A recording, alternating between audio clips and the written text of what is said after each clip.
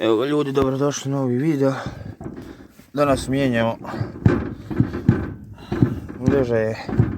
Vidite kako lijepo pleše. Otišao je na Tehnostroj prikolici. Evo imamo tu vjernoga slugu koji nam pomaže, diže nam to sve. Sad ćemo šta se tu da napravi. Ne da mi se skidati kotač, vidit ćemo će moći da ovako skinem. Evo sad smo izvedli šplentru. Sad moramo ovu maticu skinuti. Ja više nema niko pomoći s njima.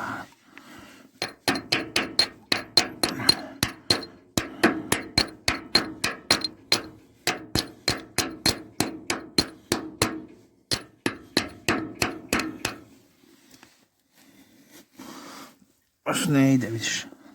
Zajebao me. Malo dobro.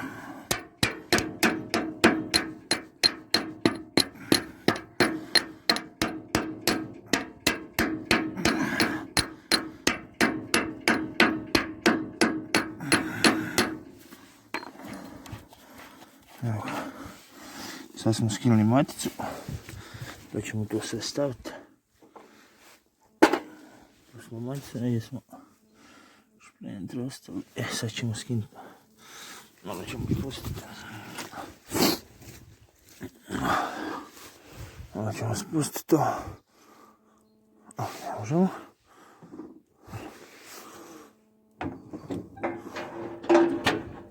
Tako. Sad smo spustili. I sad evo ide polako ležajo. Sad ćemo vidjeti što se dešava. Ćemo ga moći izvati lako ili nećemo. Šta se tu može sjebat, ne znamo. Evo ga, kotač smo skinuli.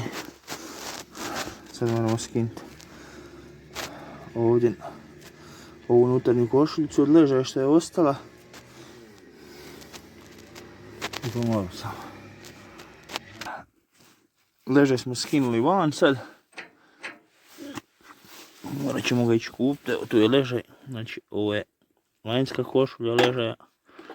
Ovo je unutarnja košulja ležaja. Ovo je što ide na osovinu, ovo ide na nap. Evo ga, to je to.